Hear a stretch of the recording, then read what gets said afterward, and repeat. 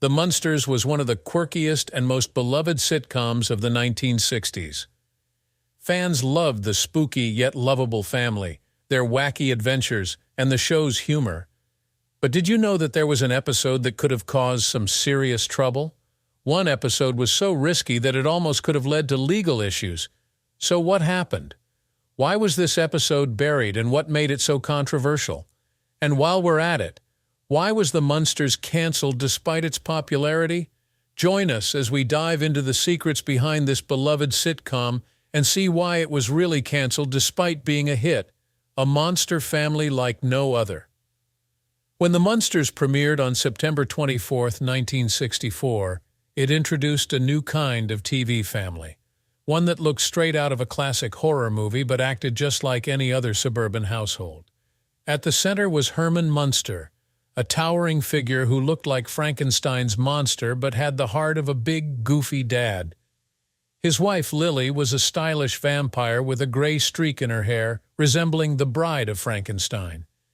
Grandpa, Lily's father, was an elderly vampire who loved to tinker with strange science experiments. Their son, Eddie, was a young werewolf, and then there was Marilyn, the only normal one in the family, though in their eyes, she was the odd one out. The show was a parody of the wholesome family sitcoms of the time, like Leave It to Beaver and My Three Sons, but with a darkly comedic twist. Instead of dealing with everyday family struggles, the Munsters tackled problems like accidentally scaring the mailman or trying to fit into a world that didn't quite understand them. The mix of classic monster elements and sitcom humor made the show a hit. Its catchy theme song, quirky characters, and family-friendly comedy made it stand out from other TV shows. However, despite its popularity, The Munsters only lasted 2 seasons, ending on May 12, 1966, after just 72 episodes. It may have been short-lived, but it never truly disappeared. Even decades later, reruns, reboots, and movie adaptations keep The Munsters alive in pop culture. But while the show looked fun on screen, things behind the scenes were far from perfect. From stolen ideas to unexpected casting changes, there's a lot about The Munsters that most fans don't know. The stolen idea that created The Munsters. Many assume The Munsters was just a copycat of The Addams Family, which premiered only 6 days earlier. But that's not entirely true. While both shows featured quirky monster families, The Munsters was developed long before The Addams Family ever hit television screens. In fact, its creators, Alan Burns and Chris Hayward, had been working on the concept for a while. Burns, who was working on The Bullwinkle Show, wanted to move away from animation. Along with Hayward, he came up with the idea of a weird, offbeat family, loosely inspired by the creepy and humorous Charles Addams cartoons. They pitched their idea, Meet the Munsters, to Universal's head of comedy development, meeting with him multiple times to refine the show's concept. Then something strange happened. After submitting their script, they stopped hearing back. Soon after, they discovered that The Munsters was moving forward, but without them. Their characters had been tweaked, the name had changed, and 2 different writers, Norm Liebman and Ed Haas, were brought in to finalize the show. It was clear their idea had been taken. Luckily, Burns and Hayward eventually received credit and were paid for their work, but The Munsters started as a stolen concept. While it's hard to say what their version would have looked like, the show that made it to air became a classic, even if its origins were a little messy. The unexpected casting changes. The success of The Munsters wasn't just about the writing, it was the chemistry between the actors. Fred Gwynne, who played Herman Munster, and Al Lewis, who played Grandpa, had already worked together before. From 1961 to 1963, they starred in the police sitcom Car 54, Where Are You? Gwynne played a quiet, smart officer, while Lewis played his loud, opinionated partner. Their chemistry was so strong that when they joined The Munsters, it felt completely natural. But what most fans don't know is that neither Gwynne nor Lewis were the first choices for their roles. In fact, Herman Munster was initially offered to John Carradine, an actor known for his roles in westerns. But for whatever reason, he turned it down, paving the way for Gwyn to step into the role and make it legendary. Grandpa Munster almost had a completely different face as well. Before Al Lewis was cast, the role was offered to Burt Lahr, the actor famous for playing the Cowardly Lion in The Wizard of Oz. Imagine how different the show would have been if the original casting choices had gone through. Speaking of which, Eddie Munster's casting also had an interesting twist. The role was originally considered for Billy Mumy, a well-known child actor at the time. But in the end, Butch Patrick won the part, and his portrayal of Eddie, a mischievous werewolf boy with sharp little fangs, became one of the most beloved parts of the show. While Butch Patrick made Eddie Munster unforgettable, another key role saw a surprising switch early in the show's run, one that happened right before viewers' eyes, the two Marilyns and a shocking exit. Marilyn Munster was the only normal member of the family, at least in terms of appearance. She looked like a classic Hollywood beauty, which was the whole joke. While her monstrous family believed she was unattractive, the truth was that her dates ran away because of her family, not her looks.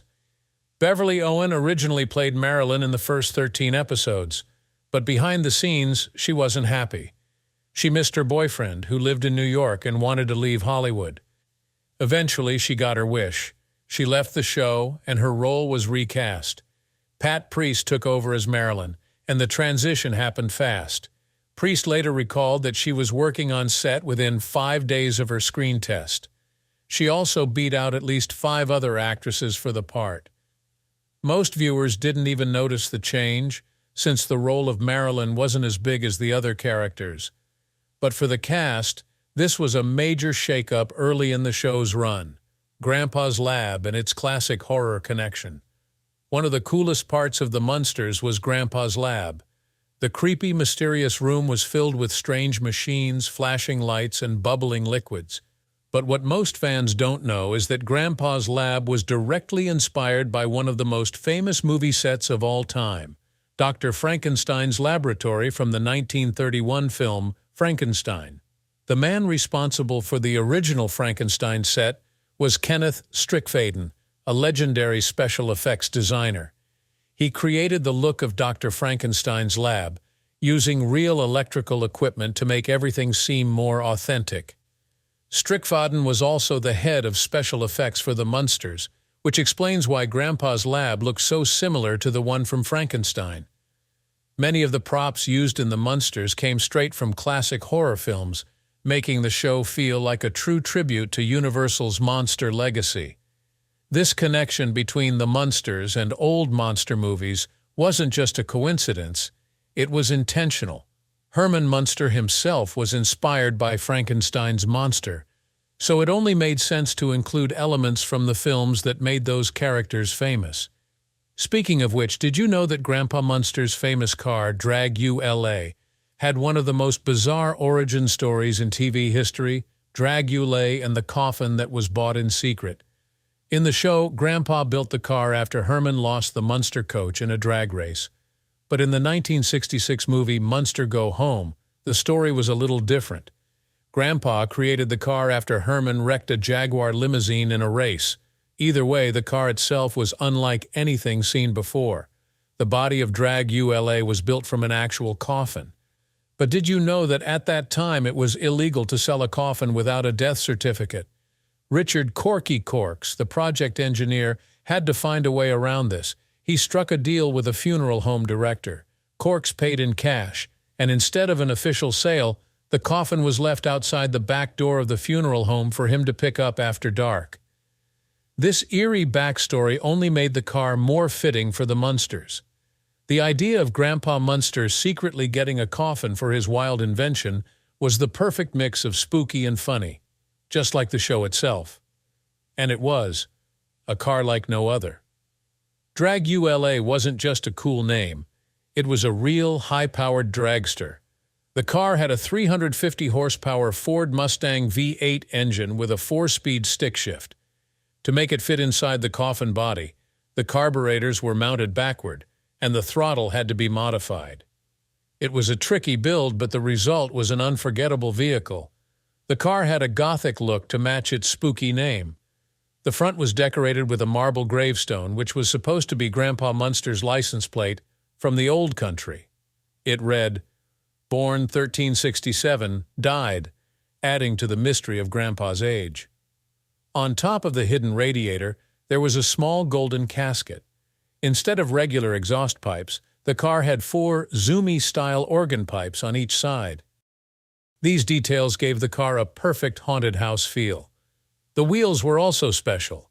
The back tires were massive Firestone racing slicks, while the front wheels were tiny wire-spoke buggy wheels from Italy. The hubcaps had large silver spider decorations, making the car look even more unique. Every part of Drag ULA was designed to match the spooky, over-the-top style of the Munsters.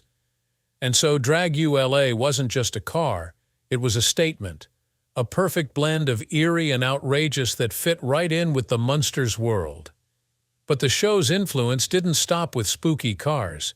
It stretched far beyond the screen, finding new life in unexpected places, from TV screens to comic books. The Munsters became so popular that it didn't just stay on TV. Fans wanted more, and soon the Munster family was appearing in all kinds of merchandise, including comic books. But there was a problem. At the time, the Comics Code Authority had strict rules about what could be shown in comic books. One of those rules banned any depiction of vampires. That meant Grandpa Munster, a vampire himself, should not have been allowed in a comic book. Luckily, Gold Key Comics found a way around this. Unlike other comic publishers, Gold Key didn't follow the Comics Code Authority. Because of this, they were able to publish the Munsters comics without breaking any rules. Between 1965 and 1968, they released 16 issues of the Munsters comic book series. The covers featured colorful pictures of the cast and scenes from the show. These comics let fans enjoy new Munster family adventures, even after the show ended. Even though the Munsters only lasted 2 seasons on TV, the show lived on through reruns, merchandise, and comics.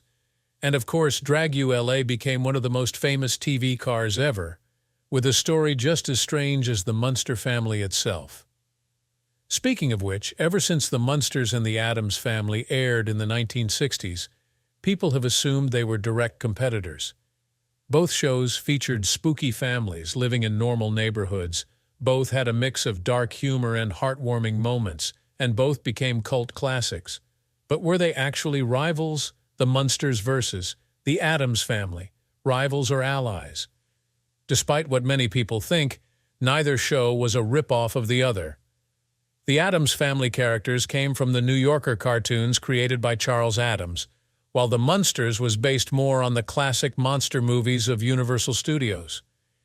Interestingly, both shows premiered in the same year, but CBS and ABC didn't even realize they were working on similar sitcoms at the same time. It's easy to assume that fans had to pick a side, the Munsters or the Addams Family. But according to Butch Patrick, that wasn't the case. He once said in an interview that both shows actually helped each other. The Munsters aired on Thursday nights, while the Addams Family aired on Fridays. This meant that audiences could watch both, instead of choosing one over the other. Even though the Munsters had better ratings, the show didn't last long. The fast-paced production schedule took a toll on the cast and writers. The first season had an exhausting 38 episodes, and the workload only increased with public appearances and promotional material.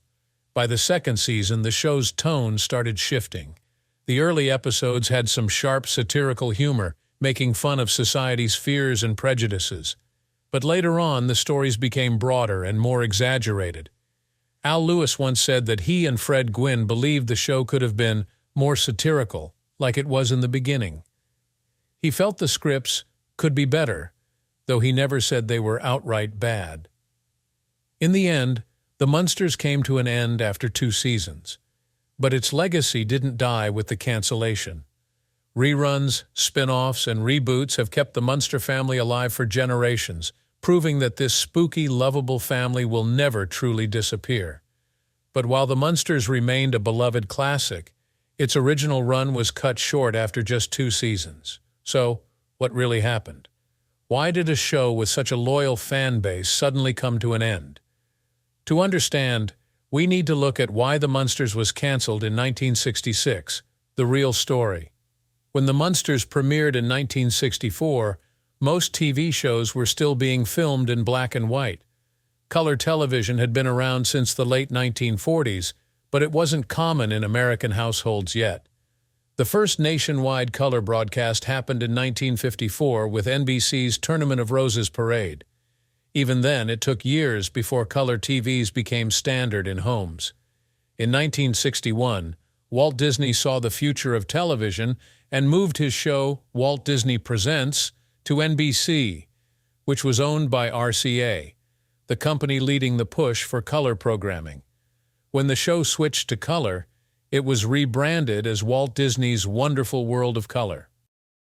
Disney's decision helped boost sales of color TVs because families wanted to see the magic of Disney in full color. By 1966, black and white shows were becoming outdated. Even the creators of The Munsters knew the change was coming. That's why their 1966 movie, Munster Go Home, was filmed in color. But as Butch Patrick, who played Eddie Munster, said in The Munsters, America's first family of fright documentary, this was going to be our last hurrah, and then we'd all be on our merry way. The switch to color might have saved some shows, but for The Munsters it was too late. By the time The Munsters hit TV screens, many shows were already being filmed in color. So why did The Munsters stay in black and white? Why The Munsters was filmed in black and white? The biggest reason was cost. Black and white was simply cheaper to produce. But there was another reason. The original color pilot was rejected by CBS, and one concern was that young viewers might find the show too scary if the monster characters appeared in color. Keeping the show in black and white helped soften their appearance, making them more fun than frightening. Ironically, this choice ended up working in the Munsters' favor. The black and white look made the show feel like the classic Universal monster movies it was inspired by.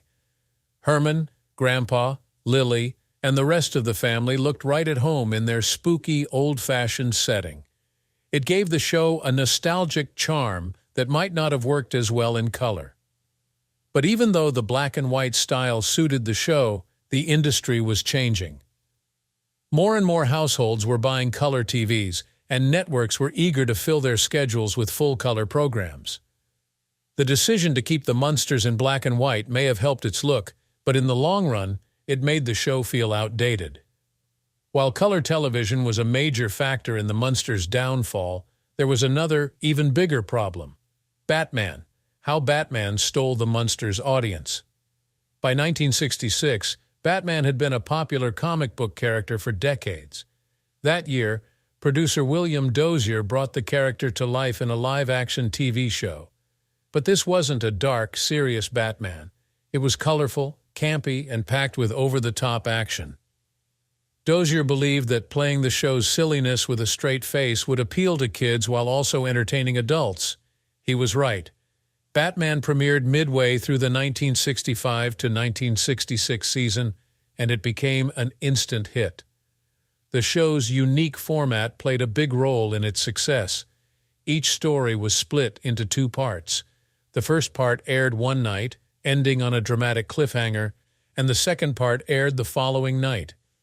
Audiences couldn't wait to see what happened next, and that's where the Munsters ran into trouble. The second part of Batman aired at the same time as The Munsters on CBS. Fans who had watched Part 1 the night before tuned into ABC instead of CBS, and just like that, The Munsters' ratings collapsed. Butch Patrick later admitted to Fox News, "I think Batman was to blame. Batman just came along and took our ratings away." Author Fred John Del Bianco also described how Batman hurt the Munsters in his book 50 Faves of the 60s, 70s, 80s. He explained that Batman's two-part format kept viewers hooked, making it impossible for the Munsters to compete. Once Batman took over, the Munsters didn't stand a chance. With declining ratings, outdated black and white visuals, and stiff competition from a flashy new superhero show, The Munsters was canceled at the end of its second season. However, the show's story didn't end there. It found new life in syndication, gained a massive following over the years, and even inspired multiple spin-offs and movie adaptations. Even though the Munsters didn't last long, its impact on pop culture is undeniable. And ironically, its black and white style, once a reason for its downfall, is now one of the things that makes it feel timeless. Have you ever watched the Munsters?